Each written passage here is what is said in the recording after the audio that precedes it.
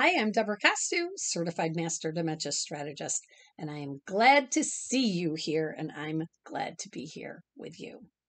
As we age, we are always trying to be heard. Sometimes we feel invisible. Isn't that crazy? A lady once said to me during a presentation about elder respect, she said, "Just because I'm 80 doesn't mean I'm stupid." She felt that others view her as stupid simply because of her age. Seniors often, and I mean often, feel powerless. I know this because I ask, and they tell me, even if it's just with a bashful nod. This is disgusting. People in general don't really know how to communicate effectively. But when it comes to having conversations with people who are aging or have Alzheimer's or dementia and feeling like they aren't being listened to, the communication is even worse. It's important to uphold their dignity. Have a discussion, not a one-sided opinion. When you're having a dialogue with a person with dementia, is it a conversation or is it your opinion? Think about it. Help them to maintain a sense of control by guiding the conversation in a positive way. Actually tell them that you're listening to them. What? Is it really that easy? Yeah, it is. But you have to be sincere. Tell them that you hear them and that their voice matters. I know sometimes it's hard. I made these mistakes with my own mom, and I teach this stuff. It takes discipline and practice, so don't beat yourself up. But look back and recognize the mistakes and correct them going forward. Today, I'm going to give you 5 tips to improve your communication skill set that will help you keep the exchanges positive.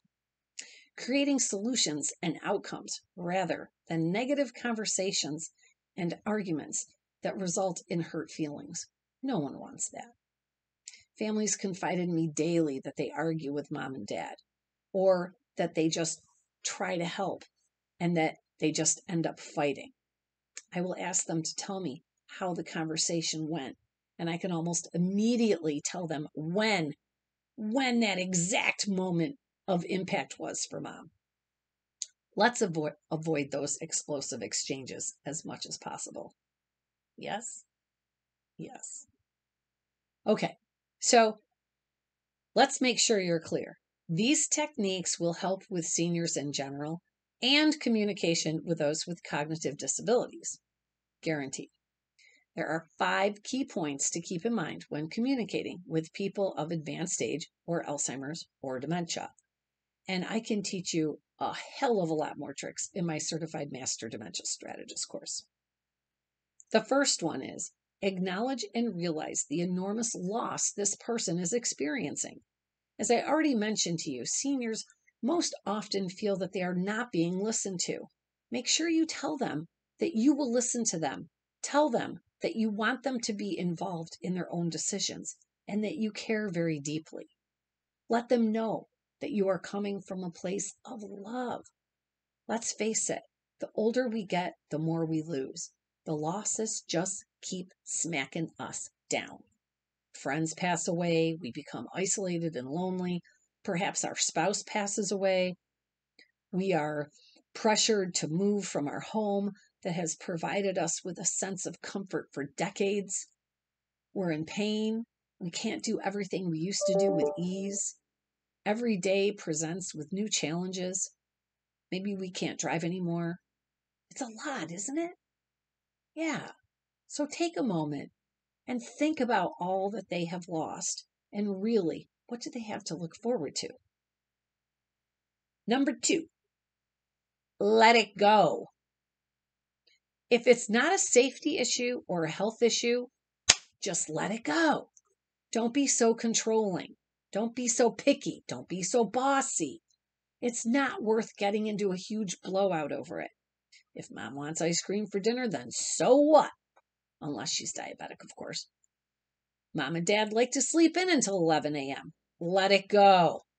They got up for work and to take care of the kids. For what, 30 years? They paid their dues. Let them sleep in.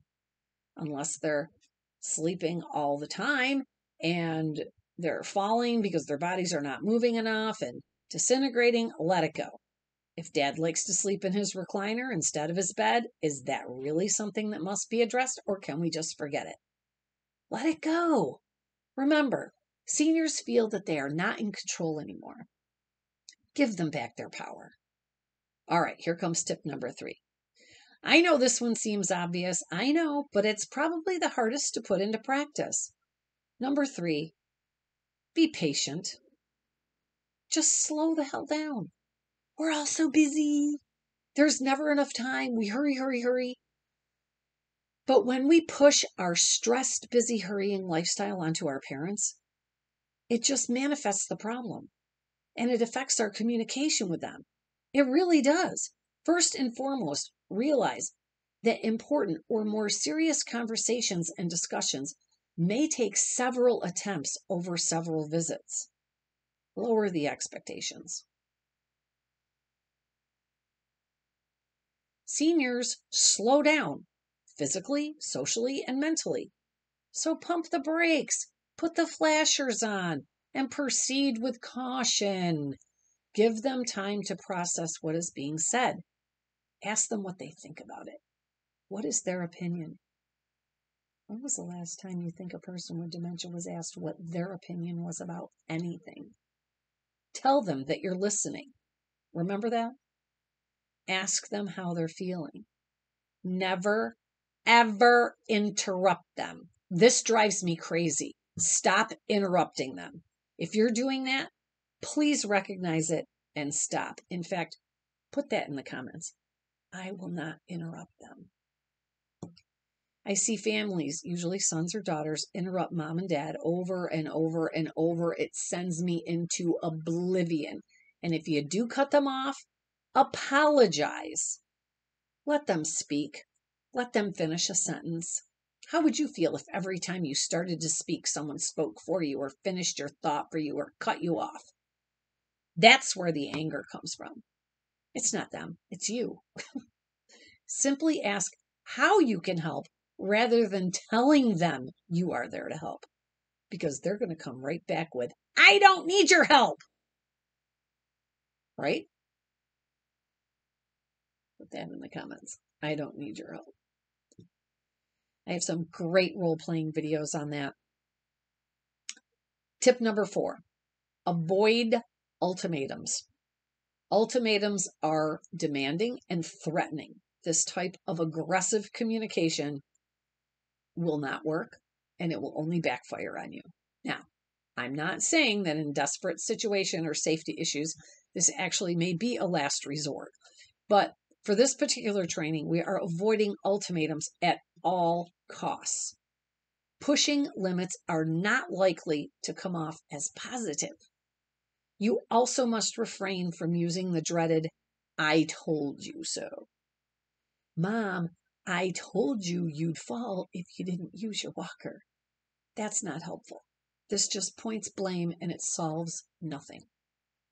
Instead, try this. Is there any particular reason why you weren't using your walker? I'd like to help find a solution to prevent another fall and keep you at home. Is that what you want, Mom, to stay at home? Wow, what a difference, right? Dang, that last one. That came from love. Can you hear the love in that statement? So, Mom, how can we help make using the walker easier for you? Do you have any ideas? See how you're now including her? See how you're asking for her opinion? I can see the light bulb going off in your head.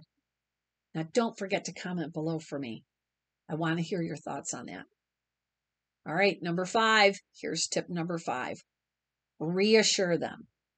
As we slow down, the things around us are happening so fast. In the blink of an eye, our entire life can change and be turned upside down. It's a scary thought. Think about the thought of every trip to the emergency room may result in never coming home again. That's terrifying. It's a constant battle in the brain, thinking, what's next for me? They may not show it, but they're scared. They're not as confident as they may appear. But here's where you come in. You reassure them. Let them know that they're doing great. Let them keep doing what they can. It's important to maintain independence and a sense of self-worth. Tell them they're doing a great job. Reassure them that you will do whatever is in your power to support them. Tell them that you want them to be honest with you about their needs so that you can tackle those things together rather than having it turn into a bigger problem that results in a loss of independence. Let them know that no problem is too big when we work as a team. Again, they want to be heard. Everyone needs to be validated. Everyone needs to know that they're doing okay. Let them know that you understand that they're doing their best and that you're here for them. Compliment them often. Tell them that you see them as a strong, determined, intelligent person. Create an environment of respect. Let the person know that you have their back. By building their self-confidence, you boost their mood. You help with motivation. You give them a sense of pride and stimulate their overall well-being. Some simple general reassurance can go a very, very long way. So there you have it. There's your 5 tips for better, more effective communication with seniors. Give them their power back. Improving communication skills is just that. It's a skill, and it takes a little practice, but you can do it. I know you can, and I'm here to support you. Make sure you comment below about your conversations or arguments that have not been working, and I'll give you even more tips. I'm here for you. Remember, just 5 tips. Acknowledge their emotions or losses. Number 2, let it go. Number 3, be patient. Number 4, avoid ultimatums. And number 5, reassure and compliment them. Let them talk. Listen to them.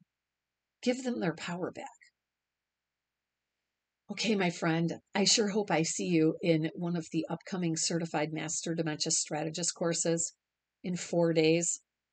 I can boost your confidence. I can give you all the tools that you need to make it through this horrific journey. I can give you your relationship back with your loved one. Just imagine if 80 to 90% of your stress and the behaviors that you're dealing with just went away. 80 to 90%. How could that change your life?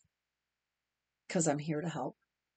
So go to answersaboutalz.org and book a call with either myself or Sam. She's my dementia coach, and we'll come up with a plan for you for better days, a lot better days. I'm Debra, and I'll see you in class.